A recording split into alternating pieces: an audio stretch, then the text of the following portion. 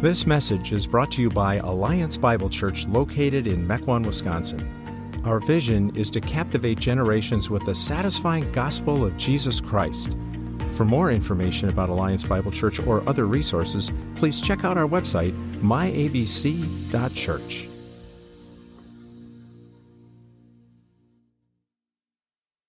Suffering is an inevitable part of life. And we've been taking a brief look at the book of Job for that reason.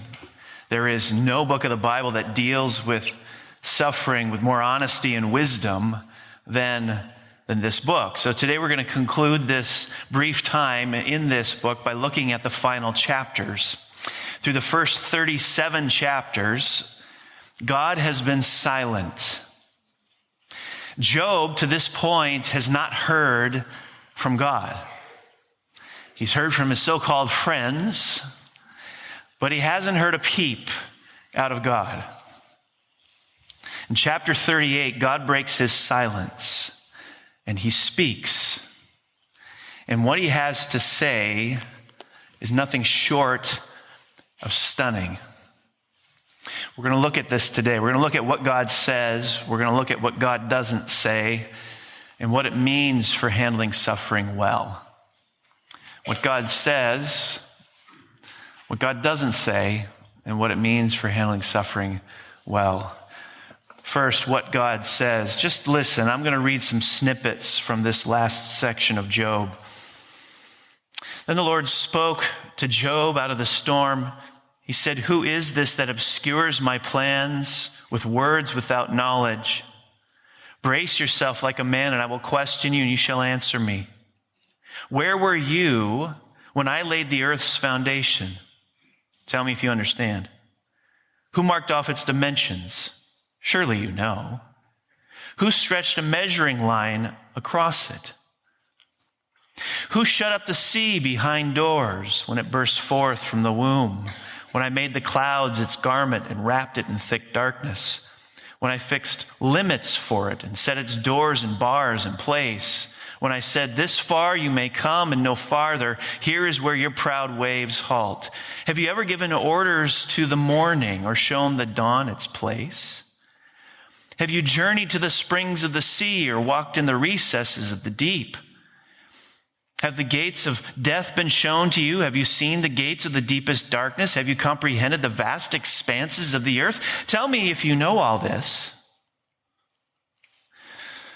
Have you entered the storehouses of the snow or seen the storehouses of the hail, which I reserve for times of trouble, for days of war and battle?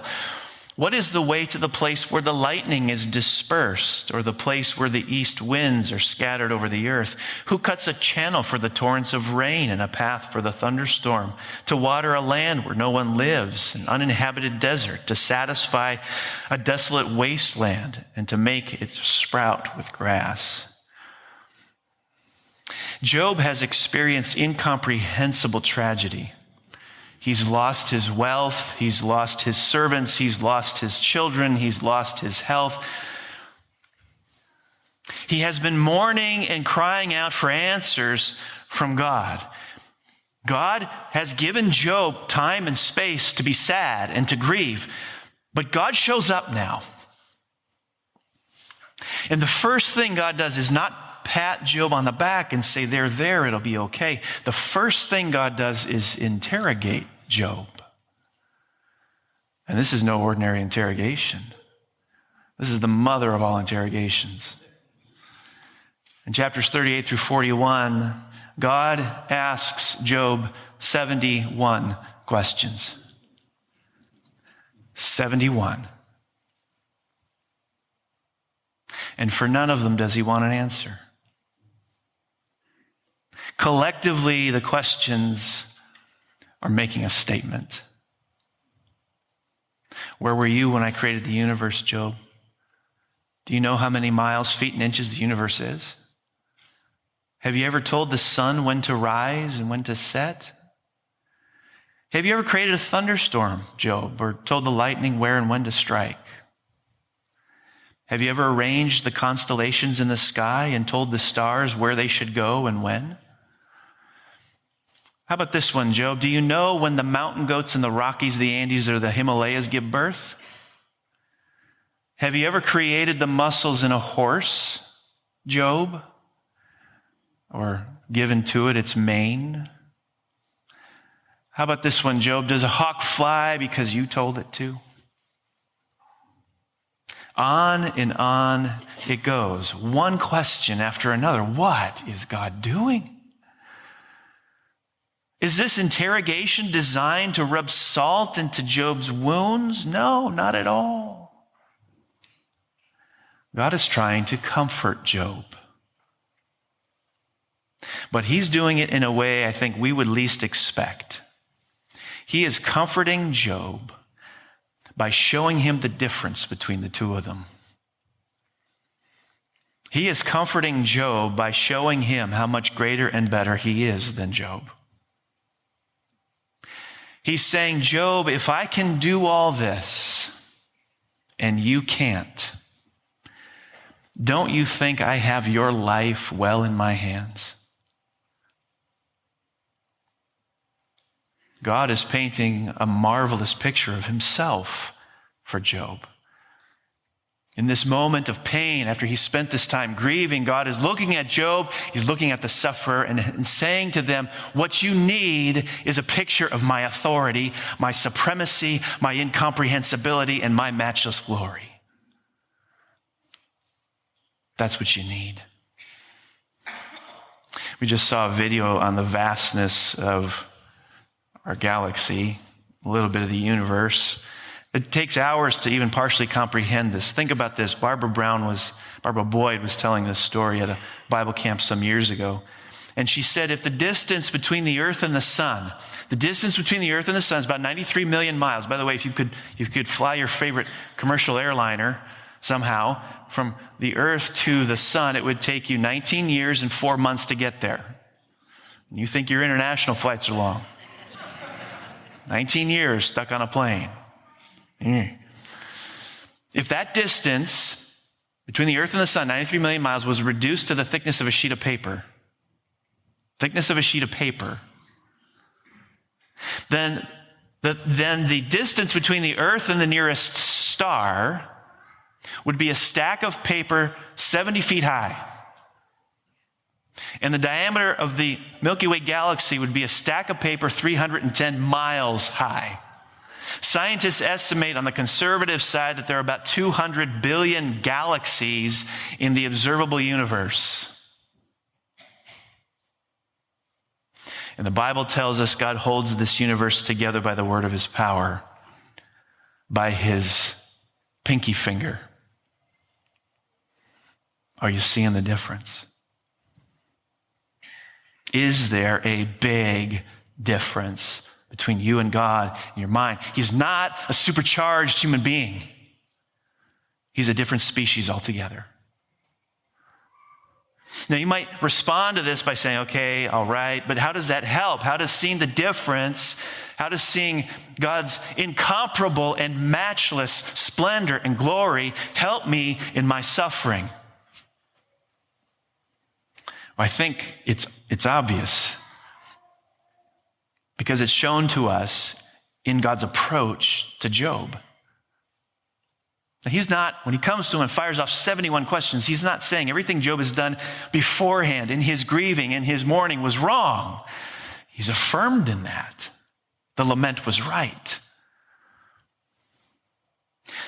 But God is trying to move Job now. And one of the reasons he might be stuck is that he does not have a picture of God in his head that matches reality.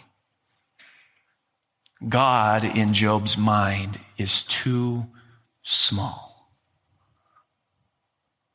And after hearing this, is Job seething with rage? How dare you, God, come in my pain and ask 71 questions? How dare you? Look at Job's posture. Then Job answered the Lord after he heard these, I am unworthy. How can I reply to you?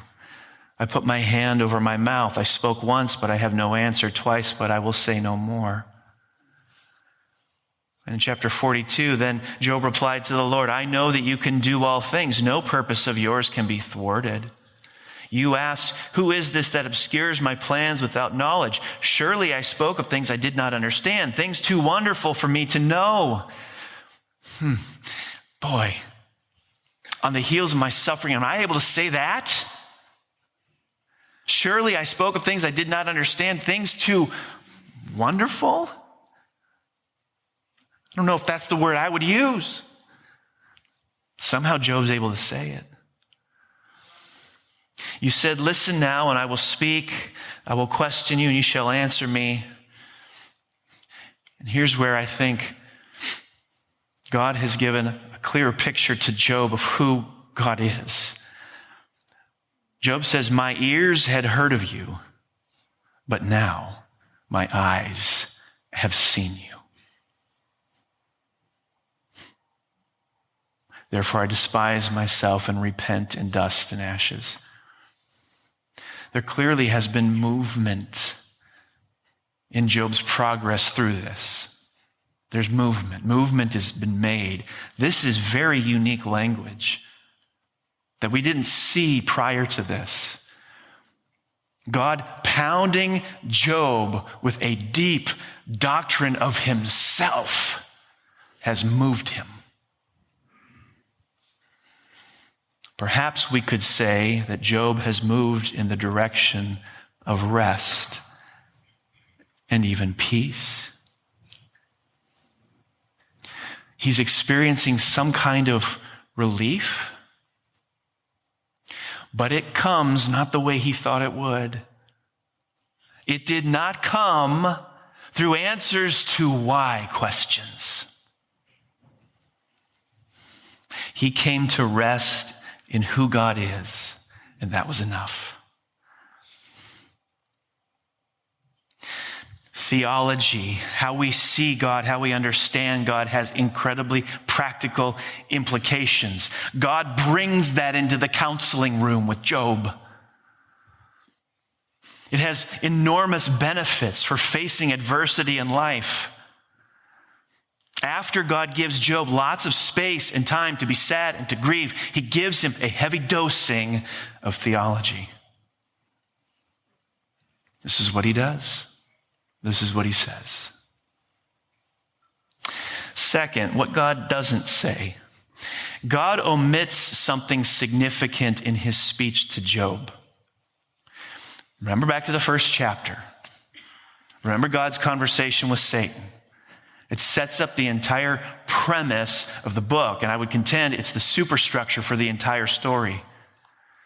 Remember God's conversation with Satan. Job is a man who had it all. He's got financial security. He's got a great family. He's a man that God is proud of. Remember what Satan says about Job. Remember what Satan thinks about you. You want a window into how Satan thinks about you? Here it is. Does Job fear God for nothing? Satan thinks Job praises God only because there are benefits attached to doing so. He thinks that Job lives for God, not because he gets something out of it. He thinks that if Job loses everything, take away all he has, take away all the blessings, that Job is going to bail on him. And God's contention is that Job won't. That's the conversation that begins the book. God never tells Job about that conversation. Never. Never mentions it. He can't. Job never learns the reason why he suffered. Why can't God tell him about it? Why can't God tell him about it? Picture this. Job suffers. Chapter 1, chapter 2, he cries out to God, asking all his why questions. What if God, instead of showing up at the very end of the book, shows up in chapter 3 and says to Job, hey, Job, let's talk about this. You've been asking me some questions. You've been asking me to tell you why you're suffering. I'm going to give it to you. Ready? Here it is. For thousands of years, Job, for thousands of years, people are going to hear about your story. You'll be talked about by millions of people. Your story is going to stand the test of time. There's this little known church in Mequon, Wisconsin in 2023 that's going to be studying your life. And through this, Job, do you realize you're going to become one of the most famous people ever to live? Okay. After hearing this, Job says, well, okay. It's not going to be easy, but I guess I can do it. I can tolerate this. But that's amazing payoff. What's happened? Job is now suffering because of what's in it for him. If knowing the reason for his suffering becomes the reason he stays faithful to God in the midst of it, Job is using God to get something from him. Job is staying faithful to God in his suffering because of the payoff, the legacy he'll have. And the same is true of us.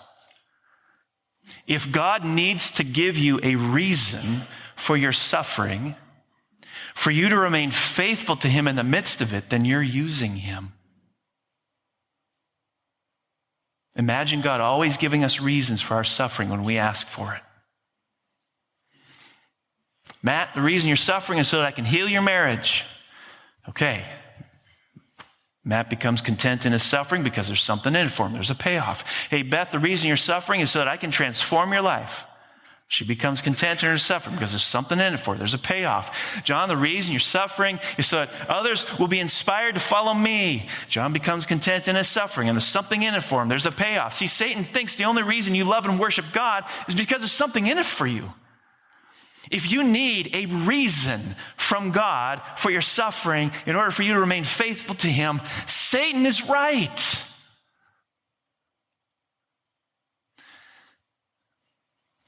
God doesn't want us to find rest in the midst of our pain from an answer to our why questions, because that would mean we're looking for the perk, the payoff.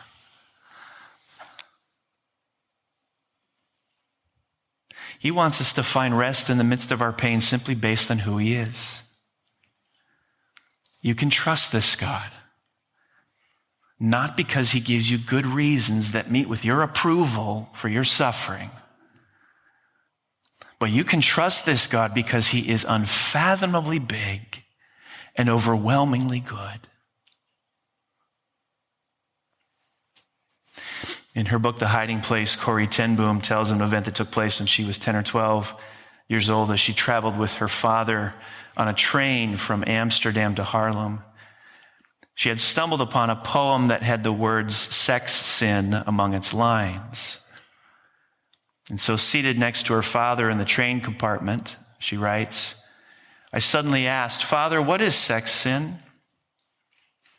He turned to look at me as he always did when answering a question, but to my surprise, he said nothing. At last, he stood up, lifted his traveling case from the rack over our heads and set it on the floor. Will you carry it off the train, Corey? He asked. I stood up and tugged at it. It was crammed with watches and spare parts that he had purchased that morning. It's too heavy, I said. Yes, he said. And it would be a pretty poor father who would ask his little girl to carry such a load. It's the same way, Corey, with knowledge. Some knowledge is too heavy for children. When you are older and stronger, you can bear it. For now, you must trust me to carry it for you. She writes, and I was satisfied, more than satisfied, wonderfully at peace. There were answers to this and all my hard questions. For now, I was content to leave them in my Father's keeping. Same is true of suffering. Some knowledge is too heavy for us to carry, and we need to trust our Heavenly Father to carry it for us. And the reason he won't let us carry some of that knowledge is he's too good to let us do so. Rest in suffering doesn't come from answers to why questions. but answers to what questions? What do I believe about God? So what does this all mean for handling suffering well? What does God want us to get out of his words to Job at the end of this book? I think contained within God's 71 questions to Job are two keys to handling suffering well. Number one, to live life in humility. We might put that a little bit better, to daily cultivate humility. Clearly, we can see this in the nature of the questions that God is asking Job. Job, where were you when I did this? Tell me if you know the answer to this question, Job. Of course, the implication is that for every question God asks, he's the primary actor behind it or knows the answer to the question. I think if I was in Job's shoes and God is firing off this barrage of 71 questions, by the time God is done, I would feel so small, I could sit on the edge of a dime and my legs would dangle.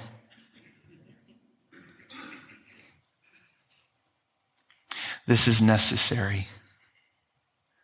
The opposite of humility is pride. Dropping suffering into a life riddled with pride is like dropping a Mentos into a Coke bottle. It's explosive.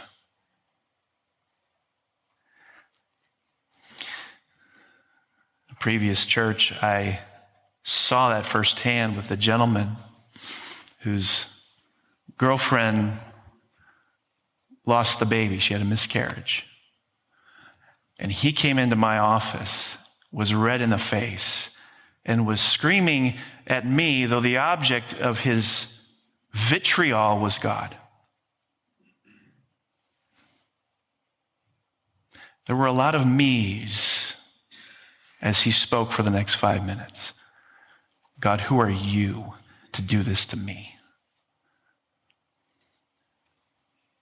Dropping suffering into a life that has a default posture of pride is explosive. So how do we live life in humility? Well, let's look to Jesus and the gospel. This is what Paul does in Philippians 2. He's very straightforward with it. This is a church that's dealing with pride. It's the reason they've got all this conflict going on. And he appeals to Jesus as the example. You should have the same attitude as that of Christ Jesus. He was more innocent than any of us, and yet he still suffered more than any of us ever have. At no point in time in all this did Jesus say, I don't deserve this. I can't believe this is happening to me. I'm Jesus. I'm God. I'm perfect. I'm holy. I haven't done a thing to deserve this. Now, he could have said all of that and been perfectly justified in doing so. Why didn't he? He walked in humility, never claimed his rights, and he did it for you. Look to Christ, perfect, holy, suffering to a degree you can't possibly understand. See him walking in humility through it all for you. Respond to that and walk in humility for him. Second, I think God's questions to Job are designed to get him to trust him. Job, don't you see what I'm capable of? Look at my track record. By the time he's done with his questions, you really have the sense that there's nothing this God can't do. He's uncontainable.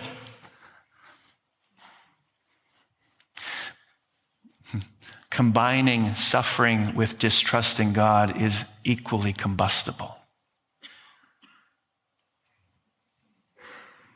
Throughout my preaching here, my 6 years here, I have said often to you that the secret to a happy life is very simple. humility, and trust. You want to know the secret to a happy life? That's it. You walk in humility before the Lord. You trust Him every hour of each day. You will live a happy life. Now, if you're struggling with distrusting God, if you don't really believe He's good, when suffering comes, you're going to freak out. You're going to be anxious. You're going to be riddled with worry, plagued by fear, because deep down you're saying, I don't know if God is really looking out for my good. This is why what you believe about Him in the midst of adversity is so critically important. Because if that is clear as God makes it to Job, you would know there's no way you could ever ask that question. I don't know if God is really looking out for my good. How do you learn to trust this God? Look to Christ in the gospel. If there was ever a time when God didn't know what He was doing, it was the capture and crucifixion of His Son. Jesus was supposed to be the hero, the conqueror, the champion, the one to bring restoration to the world. Imagine being the disciples. What must have they been thinking as they looked up at Him impaled to a cross with blood puddling at the foot of it? Deep down, they must have been wondering, what went wrong? This world is spinning out of control. He was our only hope, and now look at Him. And what did God bring? Listen, what did God bring out of human history's greatest tragedy? A risen and exalted Christ, death defeated, sin paid for, the wrath of God satisfied, salvation secured. If God is able to bring superlative good out of incomprehensible tragedy, doesn't that make Him worthy of your trust? Whatever hardship you're facing. Elizabeth Elliot, who knows intimately what it's like to suffer, tells an amusing story that I think is helpful for us. Apparently, her husband, Jim, was quite the handyman. He had the ability to build many things from scratch. Elizabeth, however, did not share her husband's talent. She talks about time again standing over her husband's shoulder as he's building a piece of furniture, asking, "What's this piece for?" Or, "Where does this go?" Now, I'm sure Jim was infinitely patient with her. She writes, he would often reply, "You'll just have to wait until I'm finished to see." In relaying the value of these moments to her suffering, Elizabeth says, this brings about a very simple analogy. God is saying, trust me, accept it now, see later. Trust me, accept it now, see later. Handling suffering well means walking in humility before God and trusting Him every step of the way. There's another reason, though, we can walk like this in suffering and adversity. The book of Job ends with this. The Lord blessed the latter part of Job's life more than the former part. He had 14,000 sheep, 6,000 camels, 1,000 yoke of oxen, and 1,000 donkeys. In other words, he's twice as wealthy as he was before. And he also had 7 sons and 3 daughters, exactly what he had before. Nowhere in all the land were there found women as beautiful as Job's daughters, and their father granted them an inheritance along with their brothers. After this, Job lived 140 years. He saw his children and their children to the 4th generation. This is not guaranteeing that whatever suffering you're going through right now is going to be remediated just like it was for Job. But it is saying your best years are still in front of you.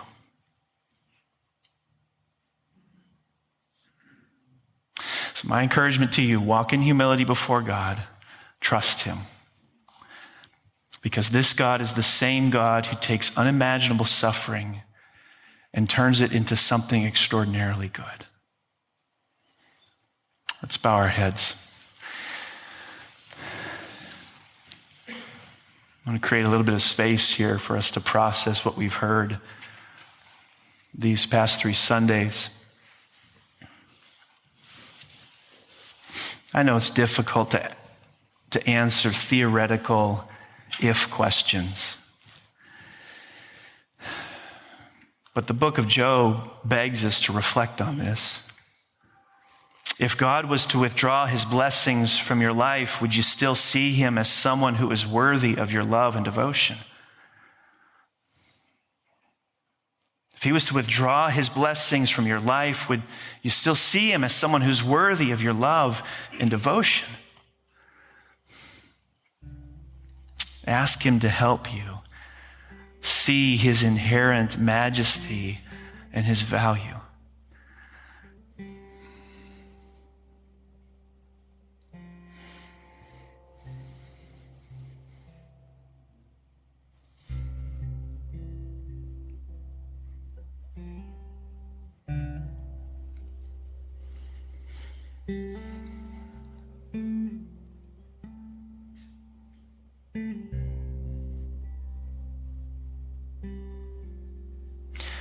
Another theme we've seen in this book is the emotional reality of our human existence. Have you given yourself permission to mourn and grieve in your suffering? And have you made it safe for others to mourn and grieve in theirs?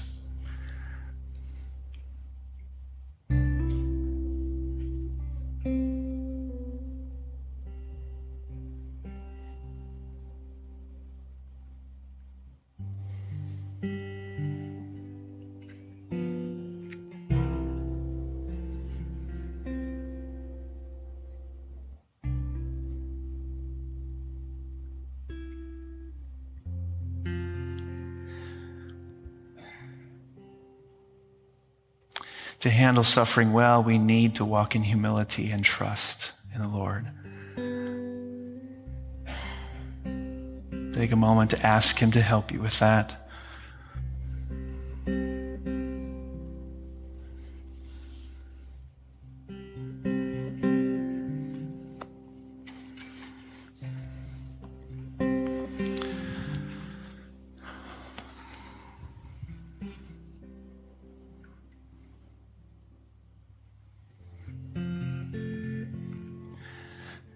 Father, you know better than anyone what we need in every moment of hardship that we face. You know what we need. So in these closing moments, God, I pray that you would give us what we need.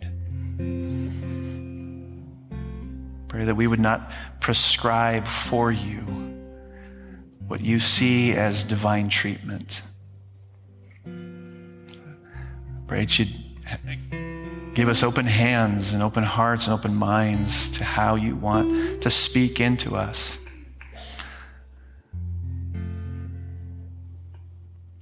And Lord, if it's with Job being able to receive this overwhelming picture of your greatness and your sovereignty, your transcendence, your matchless glory, Lord, I pray that you make us receptive to that. So may we walk out of here knowing that whatever dark time we face this week, we can walk in it in humility and trust precisely because you are the kind of God you've revealed yourself to be. That's who we worship. That's who we adore.